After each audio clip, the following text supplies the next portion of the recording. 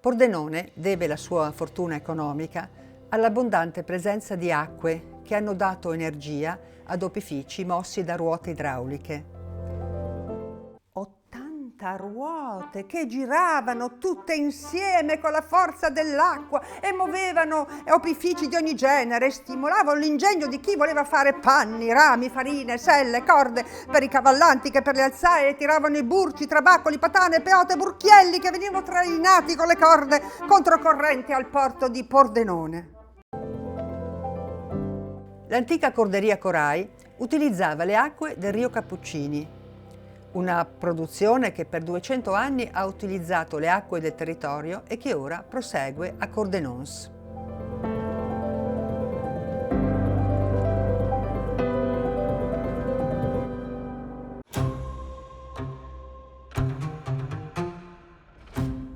Un'altra testimone di queste vicende industriali è la conceria Presot, che sin dal 1933 inizia la sua attività nella ex cartiera Galvani in disuso, utilizzando l'acqua del laghetto formato dal rio Pedron per la concia delle pelli e la produzione di cuoio.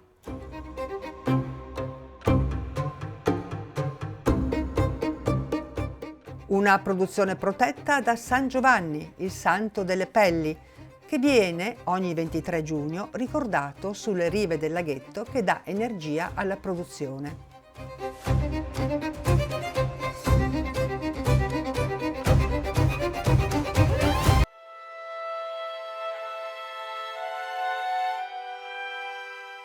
I mulini per farina, che un tempo erano mossi dalle ruote idrauliche sulle numerose rogge di Pordenone, ora sono ricordati dall'attività della società di macinazione della famiglia Zuzzi, che dal 1923 produce farine, in uno stabile di bellezza suggestiva, che ricorda i tempi in cui anche le fabbriche erano elementi di bellezza estetica per le città.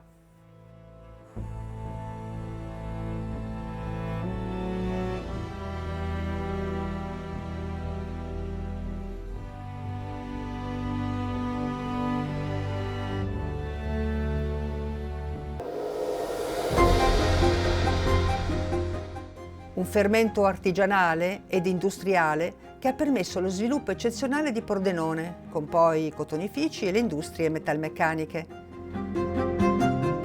Pordenone rappresenta un esempio di come la creatività umana, unita alla forza della natura, può creare prosperità per la comunità.